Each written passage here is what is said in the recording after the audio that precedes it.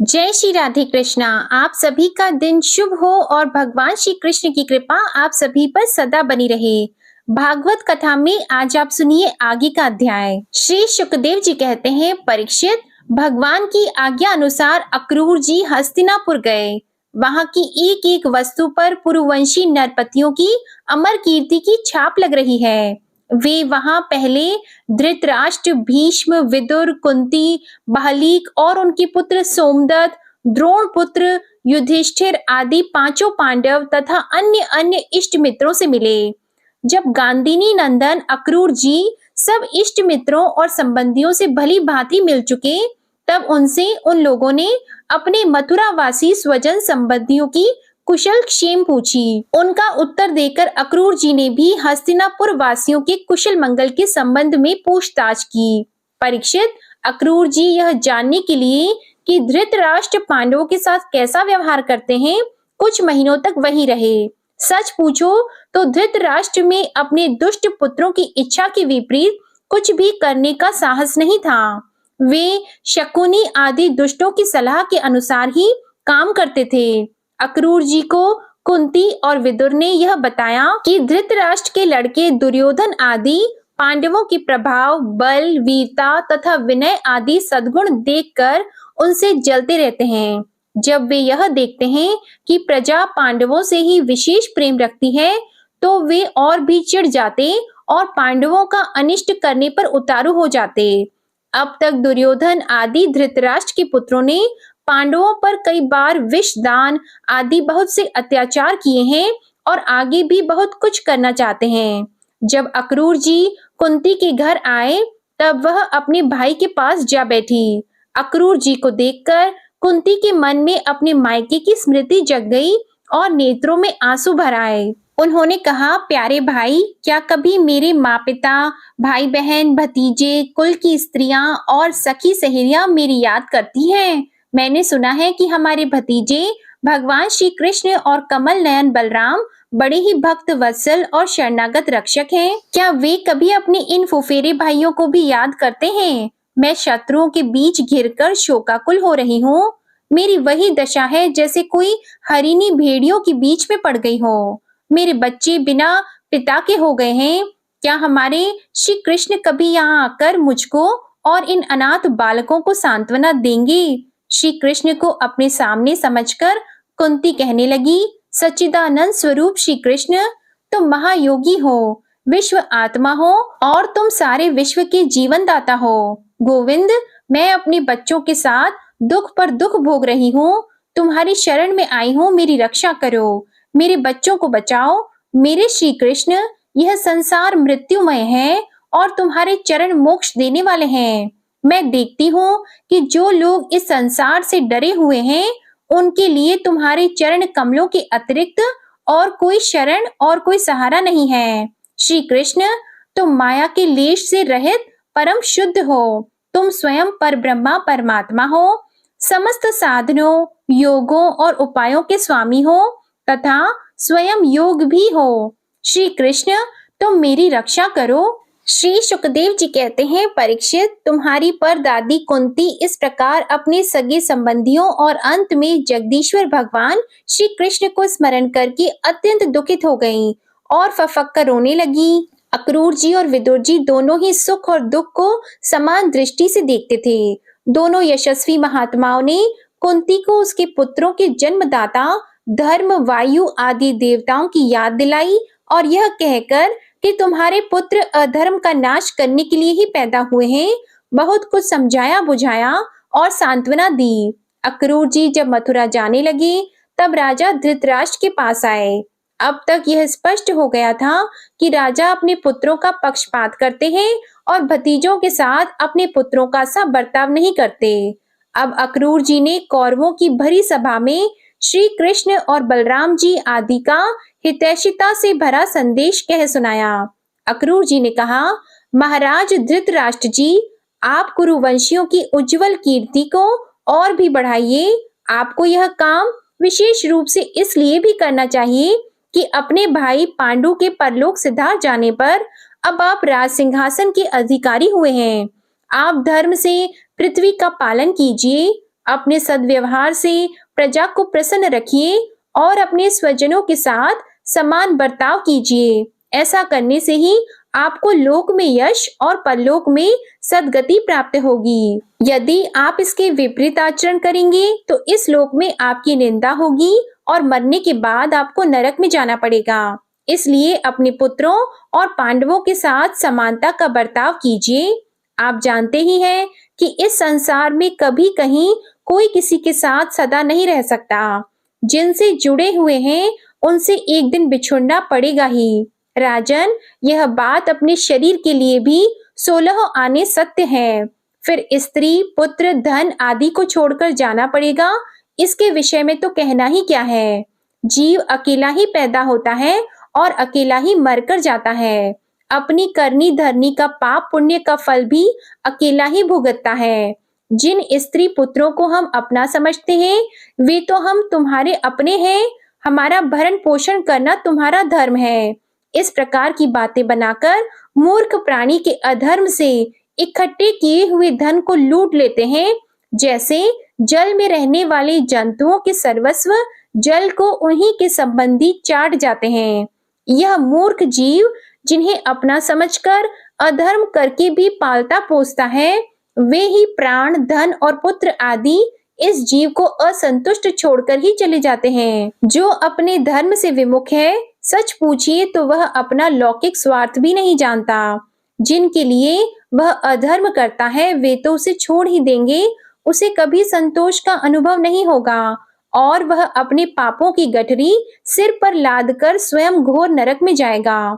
इसलिए महाराज, यह बात समझ लीजिए कि यह दुनिया 4 दिन की चांदनी है, सपने का खिलवाड़ है, जादू का तमाशा है। और हे मनोराज्य मात्र, आप अपने प्रयत्न से, अपनी शक्ति से चित्त को रोकिए। ममतावश पक्षपात न कीजिए।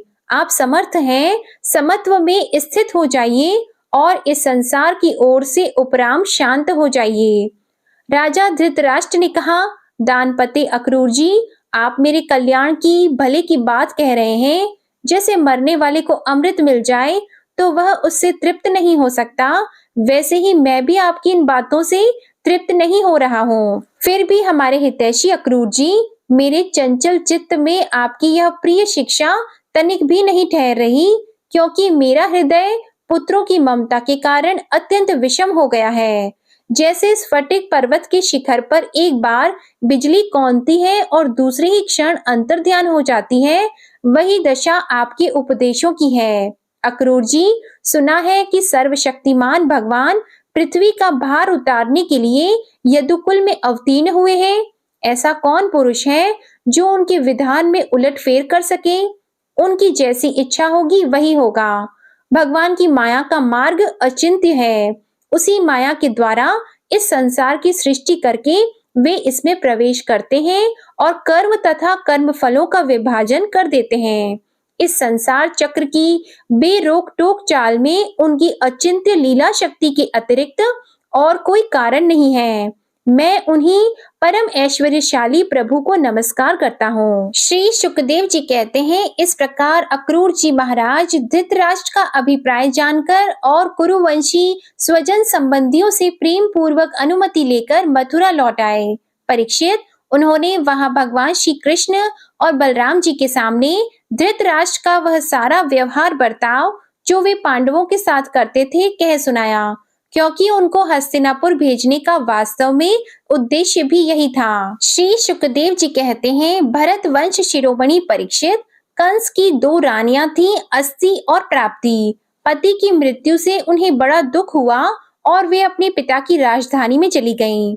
उन दोनों का पिता था मगधराज जरासंध। उससे उन्होंने बड़े दुख के साथ अपने विधवा होने के कारणों का वर्णन किया।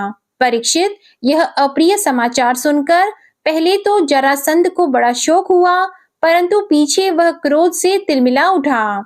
उसने यह निश्चय करके कि मैं पृथ्वी पर एक भी यदुवंशी नहीं रहने दूंगा, युद्ध की बहुत बड़ी तैयारी की और 23 अक्षौहिणी सेना के साथ यदुवंशियों की राजधानी मथुरा को चारों ओर से घेर लिया। भगवान श्री कृष्ण ने देखा, जरासंध की सेना क्या है, उमड़ता हुआ समुद्र है। उन्होंने यह भी देखा कि उसने चारों ओर से हमारी राजधानी घेर ली और हमारे स्वजन तथा पुरवासी भयभीत हो रहे हैं। भगवान श्री कृष्ण पृथ्वी का भार उतारने के लिए ही मनुष्य का सा वेश धारण किए हुए हैं।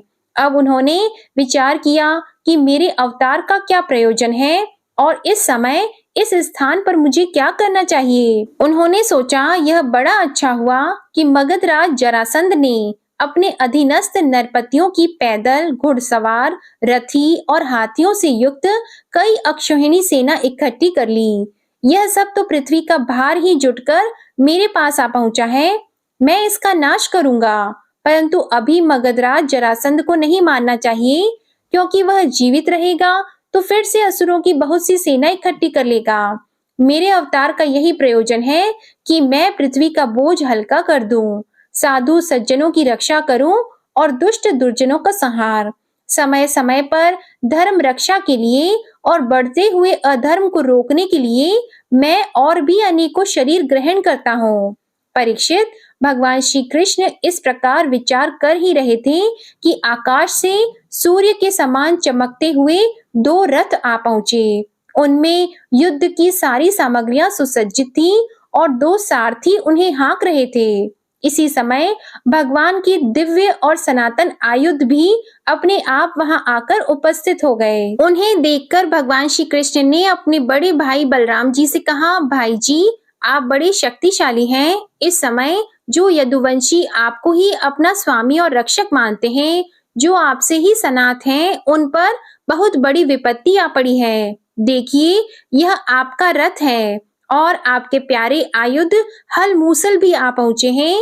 अब आप इस रथ पर सवार होकर शत्रु सेना का संहार कीजिए और अपने स्वजनों को इस विपत्ति से बचाइए। भगवान, साधुओं का कल्याण करने के लिए ही हम दोनों ने अवतार ग्रहण किया है। अतः अब आप यह 23 अक्षौहिणी सेना, पृथ्वी का यह विपुल भार नष्ट कीजिए। भगवान श्री कृष्ण और बलराम जी ने यह सलाह करके कवच धारण किए और रथ पर सवार होकर वे मथुरा से निकले। उस समय दोनों भाई अपने अपने आयुध लिए हुए थे और छोटी सी सेना उनके साथ साथ चल रही थी। श्री कृष्ण का रथ हाँक रहा था दारूक और पुरी से बाहर निकलकर उन्होंने अपना पांचजन्य शंख बजाया। उनके शंख की भयंकर ध्वनि सुनकर शत्रु पक्ष की सेना के वीरों का हृदय डर के मारे थर्रा उठा।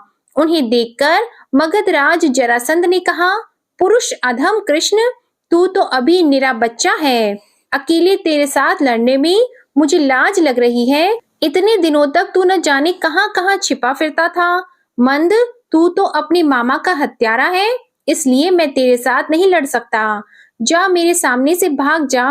बलराम, यदि तेरे मन में यह श्रद्धा हो कि युद्ध में मरने पर स्वर्ग मिलता है, तो तू आ, हिम्मत बांधकर मुझसे लड़। मेरे बाणों से छिन्न भिन्न हुए शरीर को यहाँ छोड़कर स्वर्ग में जा, अथवा यदि तुझ में शक्ति हो तो मुझे ही मार डाल।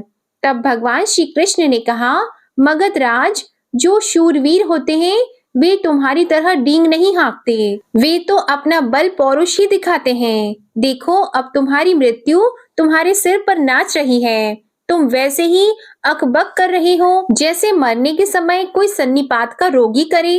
श्री सुखदेव जी कहते हैं, परीक्षित, जैसे वायु बादलों से सूर्य को और धुएं से आग को ढक लेती है, वैसे ही मगधराज जरासंध ने भगवान श्री कृष्ण और बलराम के सामने आकर अपनी बहुत बड़ी बलवान और अपार सेना के द्वारा उन्हें चारों ओर से घेर लिया। यहाँ तक कि उनकी सेना, रथ, ध्वजा, घोड़ों और सारथियों का दिखना भी बंद हो गया। मथुरापुरी की स्त्रियां अपने महलों की अटारियों और फाटकों पर चढ़कर युद्ध का कौतुक देख रही थी। जब उन्होंने देखा कि युद्ध भूमि में भगवान श्री कृष्ण की गरुड़ चिन्ह से चिन्हित और बलराम जी की ताल चिन्ह से चिन्हित ध्वजा वाले रथ नहीं दिख रहे हैं, तब वे शोक के आवेग से मूर्छित हो गईं।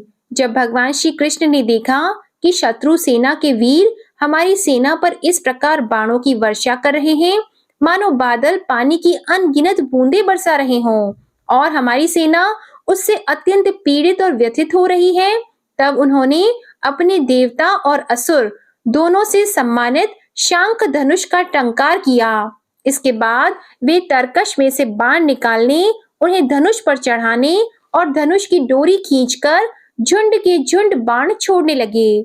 उस समय उनका वह धनुष इतनी फुर्ती से घूम रहा था मानो कोई बड़े वेग से लुकारी घुमा रहा हो। इस प्रकार भगवान श्री कृष्ण जरासंध की चतुरंगिनी सेना, घोड़े, रथ और पैदल सेना का संहार करने लगे। परीक्षित, जरासंध की वह सेना समुद्र के समान दुर्गम, भयावह और बड़ी कठिनाई से जीतने योग्य थी, परंतु भगवान श्री कृष्ण और बलराम जी ने थोड़े ही समय में उसे नष्ट कर डाला। वे सारे जगत के स्वामी हैं, उनके लिए एक सेना का नाश कर देना केवल खिलवाड़ ही तो है। परीक्षित, भगवान के गुण अनंत हैं। वे खेल खेल में ही तीनों लोकों की उत्पत्ति, स्थिति और संहार करते हैं।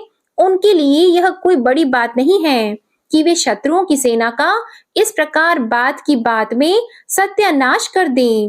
तथापि जब वे मनुष्य का सा वेश धारण करके मनुष्य की सी लीला करते हैं, तब उसका भी वर्णन किया ही जाता है। इस प्रकार जरासंध की सारी सेना मारी गई, रथ भी टूट गया, शरीर में केवल प्राण बाकी रहे। तब भगवान श्री बलराम जी ने जैसे एक सिंह दूसरे सिंह को पकड़ लेता है, वैसे ही बलपूर्वक महाबली जरासंध को पकड़ लिया। जरासंध ने पहले बहुत से विपक्षी नरपतियों का वध किया था, परंतु आज उसे बलराम जी वरुण की फांसी और मनुष्यों के फंदे से बांध रहे थे। भगवान श्री कृष्ण ने यह सोचकर कि यह छोड़ दिया जाएगा तो और भी सेना इकट्ठी करके लाएगा और हम सहज ही पृथ्वी का भार उतार सकेंगे, बलराम जी को रोक दिया। बड़े बड़े शूरवीर जरासंध का सम्मान करते थे, इसलिए उसे इस बात पर बड़ी लज्जा मालूम हुई कि मुझे श्री कृष्ण और बलराम ने दया करके दीन की भांति छोड़ दिया। अब उसने तपस्या करने का निश्चय किया, परंतु रास्ते में उसके साथी नरपतियों ने बहुत समझाया कि राजन, यदुवंशियों में क्या रखा है, वे आपको बिल्कुल ही पराजित नहीं कर सकते थे। आपको प्रारब्धवश ही नीचा देखना पड़ा है। उन लोगों ने भगवान की इच्छा, फिर विजय प्राप्त करने की आशा आदि बताकर तथा लौकिक युक्तियां देकर यह बात समझा दी कि आपको तपस्या नहीं करनी चाहिए। परीक्षित, उस समय मगधराज जरासंध की सारी सेना मर चुकी थी।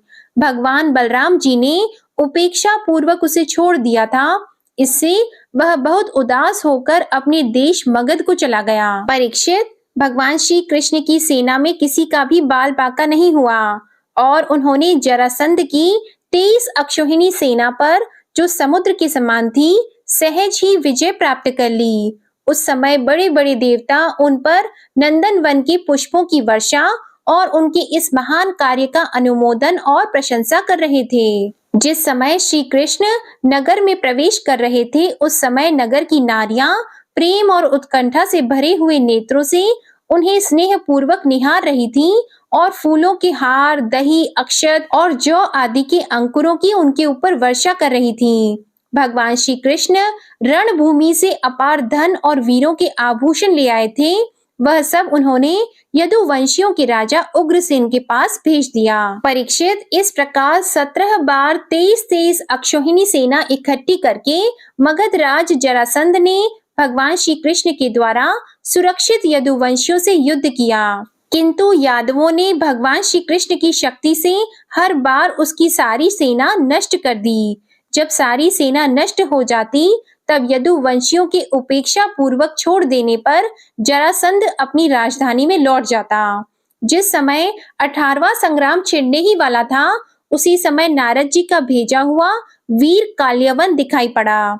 युद्ध में काल्यवन के सामने खड़ा होने वाला वीर संसार में दूसरा कोई नहीं था। उसने जब यह सुना कि यदुवंशी हमारे ही जैसे बलवान हैं और हमारा सामना कर सकते हैं, तब 3 करोड़ म्लेच्छों की सेना लेकर उसने मथुरा को घेर लिया। काल्यवन की यह असमय चढ़ाई देखकर भगवान श्री कृष्ण ने बलराम जी के साथ मिलकर विचार किया कि अहो, इस समय तो यदुवंशियों पर जरासंध और काल्यवन, ये दोनों विपत्तियां एक साथ ही मंडरा रही हैं। आज इस परमशाली यवन ने हमें आकर घेर लिया है और जरासंध भी आज, कल या परसों में आ ही जाएगा।